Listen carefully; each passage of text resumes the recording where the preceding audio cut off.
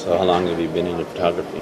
I've been a hobbyist photographer my entire life. My dad was a keen amateur, and I'll call him a bit of a semi-pro, I guess, because he used to use his photography in his business as a real estate appraiser. But we had a permanent darkroom in the basement and all kinds of cool cameras. So as a young kid, I worked in the basement as a darkroom assistant up until I was a teenager and could rebel and, you know. And so there was a period of time when I didn't do it. But then through high school, I was the high school yearbook photographer and that kind of stuff. And took the graphic arts courses in high school. And then just did it as a hobby through most of my adult life until getting laid off from the job that I was working at as an engineer in the auto industry. What made you think of Hamilton 365? Well, initially, after I got laid off in the auto industry, the company I was working with was predicting the downturn already in 2005. So I figured that I probably wouldn't get another job in the auto industry. So it was time to look for something different. And I thought, well, maybe this time around I'll do something that I've got a lot of passion for. So my two hobbies, or two lusts, were cycling and photography. So initially I was looking at doing a bicycle shop. So a friend of mine had custom bicycle frame building company in Toronto. He'd approached me about the idea of taking over his business as he was approaching retirement age. So initially when we moved to Hamilton, I was looking around for some commercial space where I could put this frame building shop. So I was looking at Barton Street and all these areas in Hamilton which have got really inexpensive real estate. And through the course of this exploration, I started interacting with the people of the city and sort of interacting with people that were out of my element, I guess, or out of the people that I would have normally associated with. And I was really impressed. And then one day I was out at McMaster with my camera on my bicycle and photographing the beautiful old architecture there, sitting on a park bench, and there was a couple of kids that sat down beside me talking amongst themselves, and one said to the other one, hey, do you ever go downtown in Hamilton? And the other one replied, no way, man, there's far too many scuzzy people down there. So I thought to myself, here looking for these commercial spaces with the BIAs that are downtown, I could get a $15,000 grant for redoing the facade of a building as a way of attracting customers downtown. But really the city wasn't offering anything in terms of changing the perception of the people that were downtown. So that was the goal with Hamilton 365. That's where it started from. Cool. Yeah. Thank you.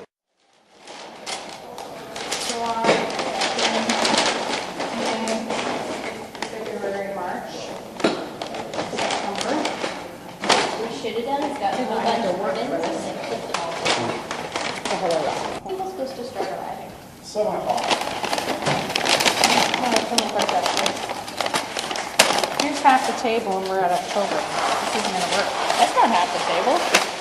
Here's half the table. Oh, so. Well, I'm only at... I'd like to thank everybody for coming out tonight. I'm absolutely thrilled to see everybody here. It's bringing back so many really fond memories of the project last year, and meeting all of you individually and taking your pictures. It was a dramatic challenge for me to do so, and breaking out of my own shell a little bit to approach different people that were once strangers but are now counted as friends. Wow! Thank you so much again. This project was about you, the people of Hamilton, and it's about the diversity of the city, but mostly what it is, it's about the value of each individual, regardless of your financial background or your cultural background. Hamilton seems to have had a bad knock. Coming from the outside as I did, just moving here at Christmas '06, that was apparent to me that a lot of the people themselves felt negative about Hamilton, and you read the paper and it's always negative about Hamilton. Well, you've got nothing to be ashamed about. The people here, especially in the core, which has the worst rap, you're wonderful. That's the reason that this project went forward.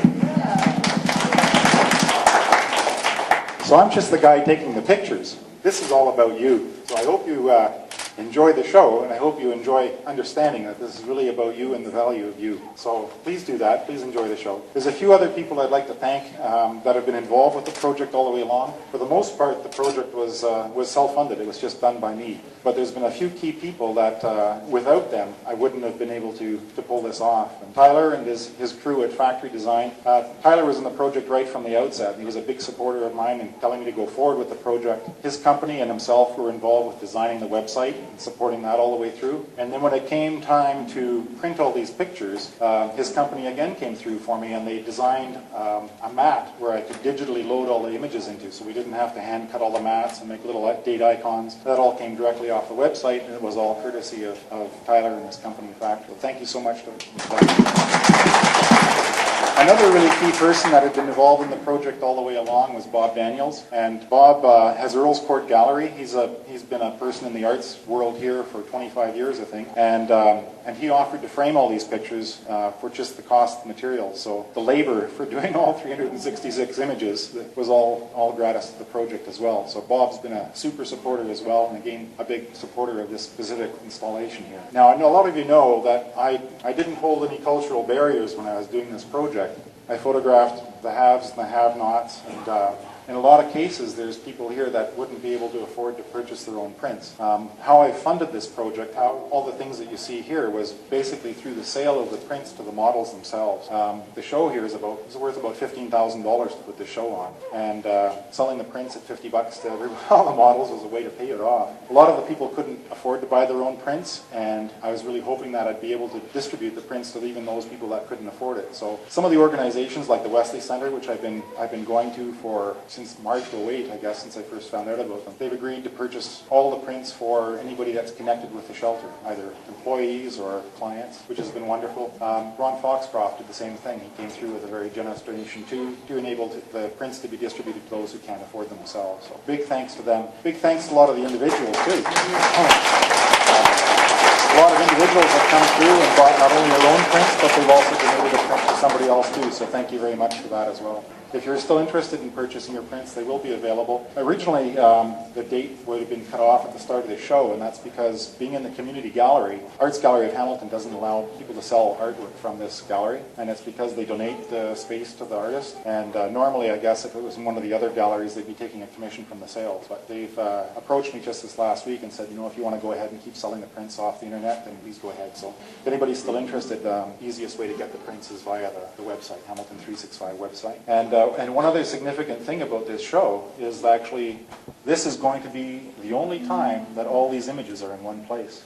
And because of having to fund the project through the sale of the prints to all the models, at the conclusion of this show on the 8th of November, and we distribute the prints to everybody, the collection will be empty. So it's a one-time deal. We only have these things all together once. So please enjoy it. And the biggest thanks goes to you. Thank you for having the courage to be my models. Thank you. Gary?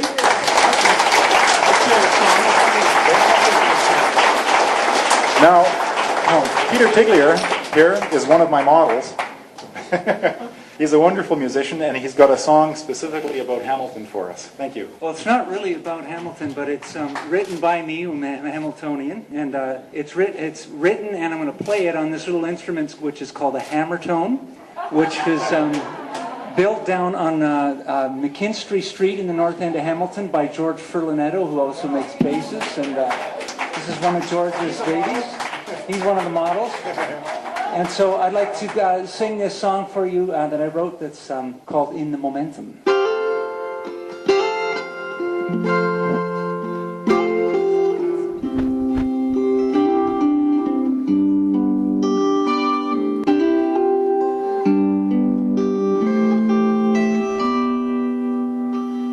All along the way back into life, all around the colors of dawn, here comes a healing of hearing and sight.